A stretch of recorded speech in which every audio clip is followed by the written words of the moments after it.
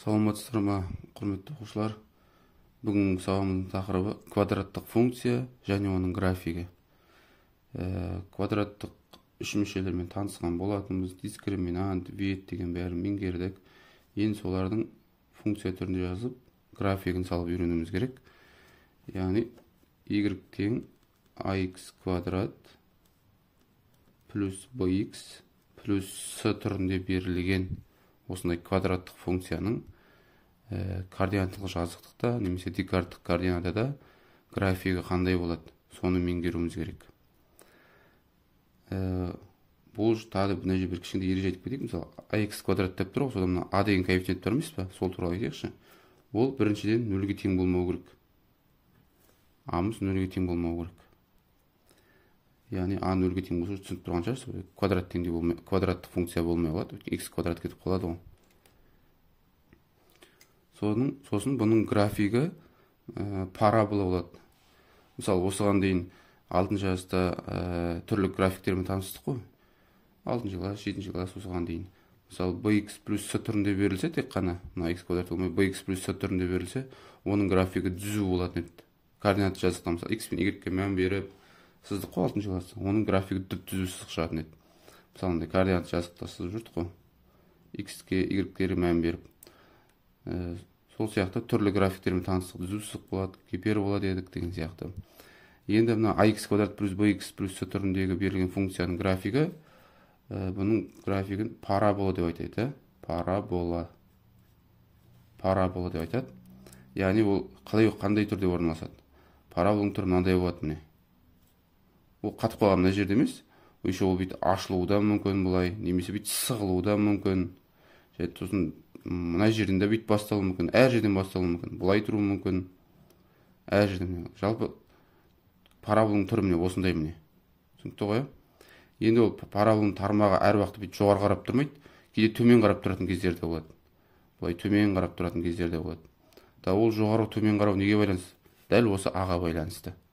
Егер a-ның орнында плюс сан тұрса, онда сен уже сразу ойыңа келу керек. Оның қазір сен сайынып тұрған графигінің параболасы тармағы жоғары қарап тұрады. Ол мына жерде тұра ма, ол мына жерде тұра ма? Әйтеуір жоғары қарап тұратын біліп тұрсың сен, түсінесің ғой. Ал егер a-ның мәні теріс сан болатын болса, қазір оның графигі төмен қараған. Ол мына жерде болуы мүмкін, мына жерде болуы мүмкін, әр жерде болуы мүмкін.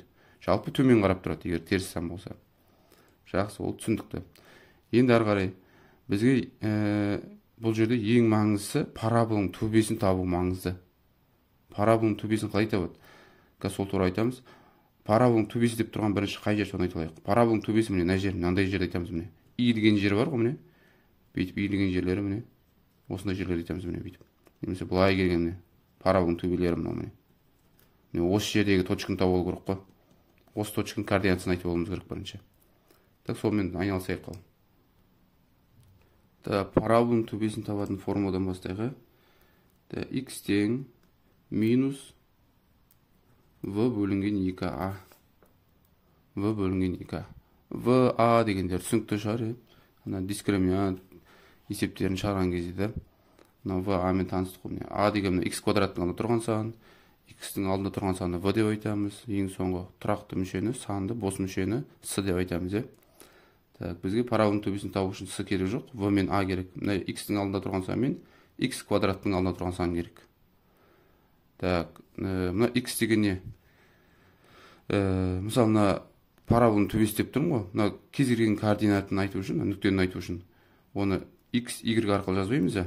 Нүктенің координатын айту үшін, бірінші x және y-ге, сонымен мына жердегі санды табу үшін, мына санды табу үшін осы формуланы қолданамыз. Осын y-ті қалай табатынын тағы айтамын. Бұл үшін бір мысал алайық, көрейік ал. Y тең мысалға 3x квадрат минус 24x плюс 20 деген осы функцияның графигін сызып көрейікші ал, қалай болады екен. Ол үшін жаңа айттым, міне параболаның төбесін табуым керек. X тең минус v бөлінген 2a дедік қой. Біздің есебімізде v-ның орны не тұр? 24 тұр. Минус 24. Мына формуланың өзінде минус бар. Мына жерге тағы минус 24 қойып жатыр, 2 минус плюс болып кетеді. Мына плюс қосып жіберем ал. Бөлімінде 2 көбейтілген a-ның орнында бізде 3 тұр. 2 көбейтілген 3. 6. Сонда 24-ті 6-ға бөлсек 4-ке тең болады екен. X тауып алдық. Так, енді былай істейік. Енді кесте құруға болады. Мысалға, X-тің және Y-тің мәндері. Мына жерге координаттық жазып қойайын. Жаңа мен тауып тұрғанымда 4-ім бар емес, және X-тің бойында 4 қой, міне. Мына X, мына Y-тің мәндері емес пе еді? Міне X-тің бойы 4 деген мына жер. Енді осы жерде парабола міне осы линияда орналасқанда міне 4-тің линиясы. Ол мына жерде былай тұра ма? Ол мына біліп отырсыздар ғой, параболаның тармағы жоғары қарайды. X квадраттың алдында сан 3 плюс сан болып тұр. Қазір мен параболаның тармағы жоғары. Ол былай жерде бүйтіп тұра ма? Ол мына жерде былай тұра ма? Әйтеуір осы 4-тің линиясынан басталады. Именно қай жерден басталатынын білу үшін бізге Y керек. Ал Y-ті табу үшін мына функцияның орындарына X-тің орнына 4-ті қойып шығамыз. Міне сол X-тің орнына міне 4-ті қойып жатырмын, иә? Жазайық. Так, 4-ті қойып есептеймін. 3 көбейтілген X-тің орнына 4-ті қойып, 4-тің квадраты яғни 16 минус 24 көбейтілген. Так, мына X-тің орнына 4-ті қойып жатырмын, плюс 50. Мынаның бәрін есептеу керек ал. 2-ке тең болады, мынаны есептесеңіздер 2-ке тең болатыны көрінеді. Яғни мына жерге 2 деп жазамын. Сонда 4-те 2. 4 және Y-тің бойынан 2 деген мына жерлерде ғой міне. Сонда міне параболаның төбесін таптым мен. Осы жерде былай қисаяды міне. Осылай жоғары қарай кету керек міне. Енді айтайын деген осы 4 қой міне. 4-тің екі жағынан 2 сан алсақ жеткілікті сол. 4-тің мына жағында 3 деген сан бар, және мына жағында 5 деген сан бар ғой. Сол екеуін қойын болды, сол жарайды сол. Міне 3 пен 5-ті тексерім болды. Яғни дәл осылай X-тердің орнына 3-ті қоямын және 5-ті қойып есептеп шығамын міне. 3 қойғанда мен 3 көбейтілген X-тің орнына 3 қойып жатырмын. 3-тің квадраты 9 минус 24 көбейтілген X-тің орнына 3 қойып жатырмын. Плюс 50. Міне осының мәнін есептейсіздер. Сосын 5-ті қойған мән. 3 көбейтілген міне X-тің орнына қойып жатырмын. Яғни 5-ті квадраттаймын. 25 минус 24 көбейтілген X-тің орнына 5 қойып жатырмын. Плюс 50. Осы екі мәнді есептеп жүру керек. Содан мына жерде міне есептеп қойдым ол. 3-ті қойғанда 5-ке тең болады екен, 5 қойғанда екеуі бірдей болу керек өйткені. Мына 4-тің мына жағында, мына жағының арақашықтық бірдей ғой. Қазір параболаның арақашықтығы сондай бірдей болу керек қой. Мен екеуінде 5 шығып тұрғанын көріп отырсыздар ғой. Біреуін есептесеңіздер, екіншісіне соған жаза салуға болады негізі. Сонымен міне Y-ім 5-ке тең болып тұр екен. 3 қойғанда 5 болды, 5-ті қойғанда да 5 болып шығып тұр. 3 қойғанда 5, міне 5-ке көтерілем жайлап, міне жер. Мына жер Y-тің бойына 5 мына жер екен. Міне мына точка. И 5 қойғанда да сол 5-ке тең болды, көтерілем жайлап, міне мына точка міне. И осының байланыстырамын. Міне. Міне мен параболаның түрі.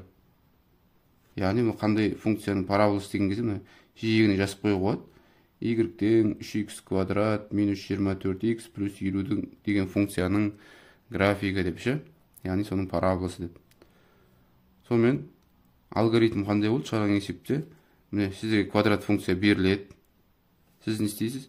Параболаның төбесін табатын формуланы, яғни параболаның төбесінің именно x-ін табатын, мына 4-ті табатын формуланы табу үшін міне қошақ қойын міне.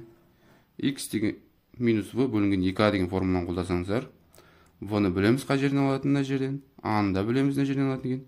Содан x табылады міне. Соны кесте құрасыздар, 4-ні жазбай кеттік, 5 шыққан. Сосын функция осы 4-ті беріп көресіздер, міне x-терін 4-ті қоясыздар, y-тің мәні шығады. Сосын 4-тің көршісін аласыңдар, екі жақ көршісін алған. Екі жағын арақашықтық, не жаққа 1 см, не жаққа 1 см жылжыған жақсы енді.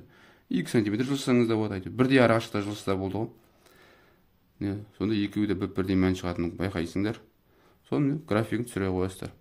Егер тағы да бір қосымша сұрақтар болса, осы квадрат функцияның графигіне байланысты комментарийға жазып қалдыруларыңызға болады. Сау болыңыздар.